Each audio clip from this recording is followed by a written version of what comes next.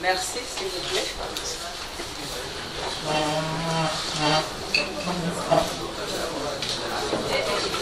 Je pose la question pour le compte de médias audiovisuels présents. Nous avons une question qui se répartit en deux volets. En vous écoutant hier, Madame la Première Dame, on a compris que vous avez une conviction que le candidat du FCC, Ramazani Shadary, va remporter les élections ce 23 décembre à la présidentielle. Et cela coïncide avec plusieurs inquiétudes qui se trouvent dans le champ des opposants qui disent qu'avec la machine à voter ou avec le fichier corrompu, les élections sont gagnées d'avance pour Emmanuel Ramazani Shadary. Quel commentaire vous, personnellement, vous faites sur ces allégations qui viennent de l'autre camp? Et le deuxième volet, est-ce que vous... Une question à la fois, s'il vous plaît. Okay. Je peux déjà... Merci. Tout d'abord, je vous remercie d'avoir accepté de répondre à notre invitation. Et je vais être très, très brève. Je suis convaincu que le candidat numéro 13, Emmanuel Ramazani Shadary, est le ticket gagnant puisqu'il porte la voix de la majorité des enfants du Congo.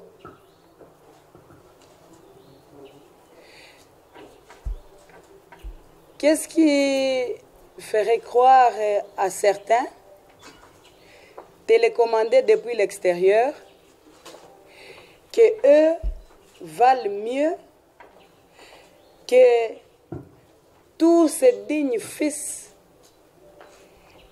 et toutes ces dignes filles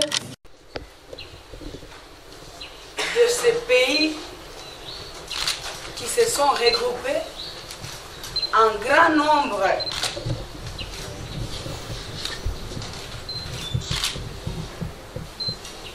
pour le bien-être de nos populations, pour assurer la continuité et pour défendre la souveraineté, la dignité et le respect de notre pays. Nous devons quand même nous donner de la valeur nous-mêmes, s'il vous plaît, en tant que fils et filles de ce pays. Et donc, selon certaines personnes, dans leur illusion, croient vraiment que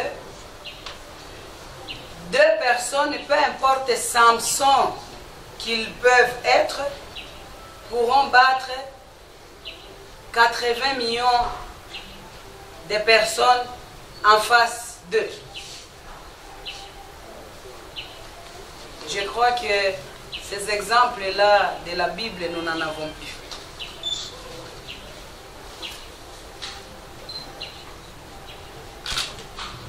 Nous avons un devoir, nous tous Congolais, de protéger et surtout aussi vous tous présents ici. Je profite de votre question pour vous demander de valoriser notre pays parce que vous avez les moyens de le faire puisque c'est votre domaine. Je vais vous donner un petit exemple. Souvent, hein, ce n'est pas tout le monde bien sûr, mais ce qu'il y a comme un constat un peu regrettable, que certains parmi vous parfois ne font que relayer la propagande des médias internationaux qui, eux, malheureusement, travaillent pour diaboliser nos autorités. Ils se sont donnés comme mission de nous diaboliser. Quand quelqu'un insulte ton père et qu'il te dise que c'est toi qui l'aimes, est-ce que c'est logique? Pour moi, ce n'est pas logique. Vous savez, je vais vous... Peut-être comme nous sommes en campagne électorale et que nous n'avons rien à cacher. Vous savez, souvent, quand nous allons par exemple dans des rencontres internationales, moi je cessais de participer à ce genre de forums internationaux pour tel ou tel autre sujet, voici et voilà. On peut vous inviter pour parler de votre pays, pour les difficultés, les problèmes ou soit les avancées de votre pays. Mais on ne vous accorde pas la parole. On vous met là, on vous traite comme des élèves de la maternelle à qui on donne des leçons. Des gens qui vivent à plus de 10 000 km d'ici, qui ne connaissent même pas la réalité de notre situation et qui se mettent là en train de vous donner des leçons. Sans contrepartie. Il n'y a aucun pays dans le monde qui se construit par des dons. Les dons, ce sont des actions sporadiques pour un tout petit peu soulager seulement quelques mots, comme quand on prend un petit dafalgan pour soulager de la fièvre, mais si on a la malaria, il faut de la kiné, n'est-ce pas? Moi, je crois que chacun son travail, chacun son domaine. Je ne peux pas me déclarer aujourd'hui journaliste et pourtant je ne suis pas journaliste. Je ne peux pas me donner les rôles du chef de l'État et pourtant ce n'est pas moi le chef de l'État. Je ne sais pas répondre à une question par exemple qui ne se trouve pas sur la ligne de mes attributions. Ce serait malhonnête.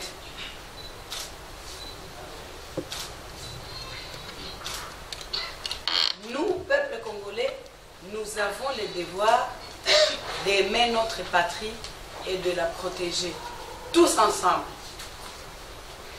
C'est pourquoi je suis convaincue que toute cette majorité des fils et filles de ce pays qui se sont réunis dans ce pays pour assurer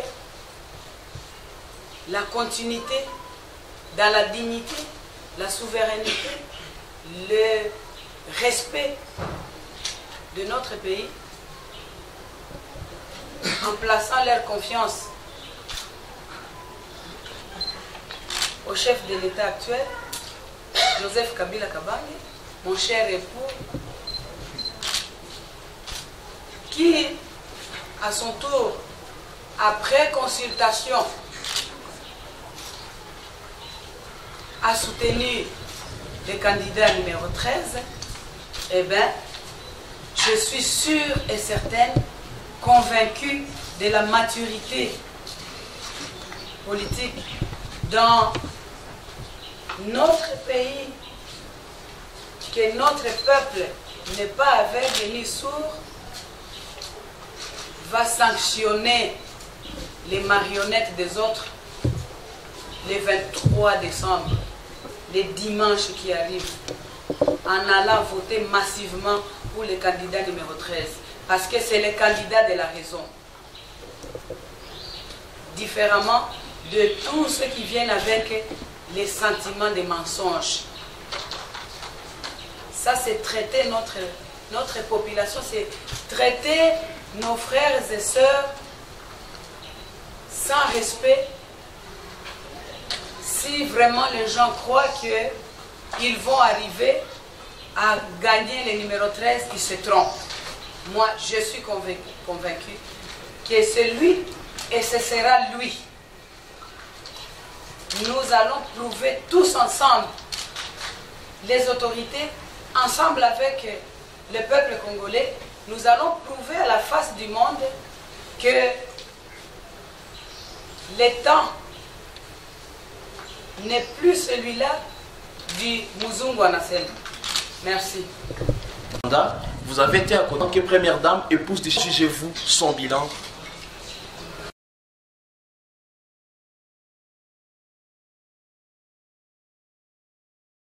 Que je me réserve de vous répondre, puisque tout ce que je pourrais dire, malheureusement, risque d'être mal interprété. Et vous êtes assez intelligent et mature. Je crois que vous êtes mieux placé pour dresser un bilan par rapport à tout ce que le chef de l'État a fait depuis son accession à la magistrature suprême. Sans pour autant oublier que nous avons des ennemis du peuple congolais, malheureusement, qui ont travaillé toute leur vie pour diaboliser mon cher époux. Mais tout ce que je sais, et que je peux confirmer, c'est que nous avons eu la chance d'avoir un chef de l'État comme celui-là pendant cette période-là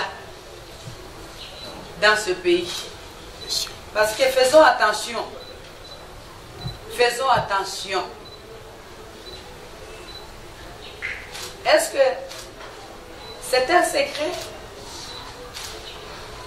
de constater ce qui se passe au Soudan du Sud? Est-ce que c'est un secret de constater ce qui se passe en Libye présentement?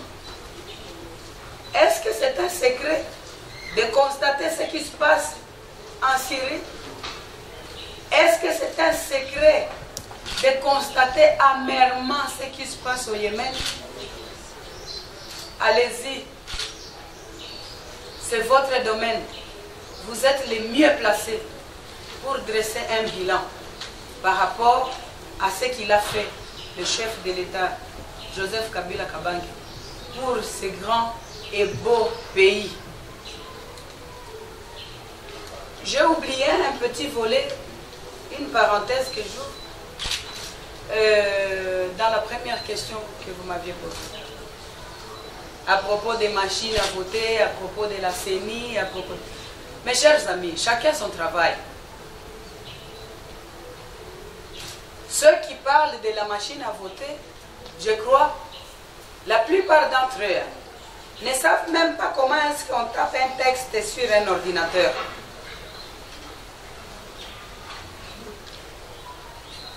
Selon quelle qualification est-ce qu'ils se mettent à critiquer cette machine, soi-disant machine à tricher? Tout le monde a la possibilité de mettre des témoins dans tous les bureaux de vote. Hein? Toi, tu cries au voleur quand toi-même tu n'as rien dans ta poche. C'est anodin, ce n'est pas cohérent. Ce n'est pas cohérent. Et de toutes les façons, les mensonges ne gagnent jamais en face de la vérité. La vérité arrive toujours à destination. Les mensonges n'arrivent jamais à destination. Avant que ce soit la machine, ce n'était pas la machine, c'était autre chose. C'était des intentions qu'on prêtait à mon mari. N'est-ce pas? C'était des intentions qu'on lui prêtait. Il ne voulait pas. Et voici et voilà. voilà, et ainsi de suite. Mais depuis 2001, depuis son premier discours, il a toujours crié si haut et fort qu'il respecte et qu'il respecterait la constitution de notre pays. Hein? Ceux-là sont en train de se battre le front en disant que non, c'est parce que nous avons fait ceci et cela. Et franchement, plutôt, je voudrais préciser quelque chose. Tous ceux qui se mettent de nos frères égarés, qui se mettent à critiquer mon cher époux aujourd'hui, je leur pose la question de loin. Je n'ai cité personne, hein. Mais vous les saurez vous-même parce que comme ils ne savent pas et qu'ils n'ont pas la maîtrise de soi, ils vont sortir de leur trou. Je leur pose la question. Tous sans exception, je dis. J'assume. Dans les petits bruits qu'ils sont en train de faire là comme des tonneaux vides. Qui n'a jamais léché dans l'assiette de Joseph Kabila Kabange? De eux tous, je dis bien, et j'assume encore une fois, et je répète, sans exception. Vous savez, la convoitise est un péché mignon. Mais malheureusement, il se trouve être, malheureusement la convoitise, elle se trouve être un péché. Malheureusement. Mais de eux tous, qui, je répète encore une fois, qui n'a jamais mangé dans l'assiette du président Joseph Kabila Kabange et qui fait des bruits parce que Bazungu Barinyambia.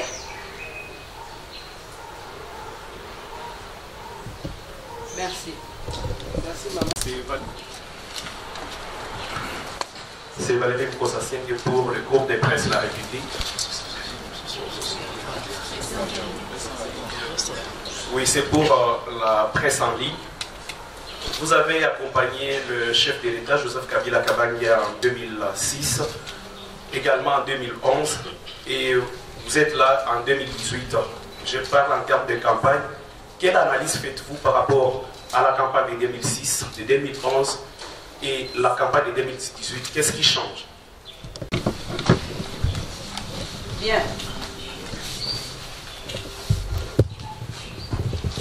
Merci pour la question, mais encore une fois, si je dois donner une réponse, je vais me référer à vous autres.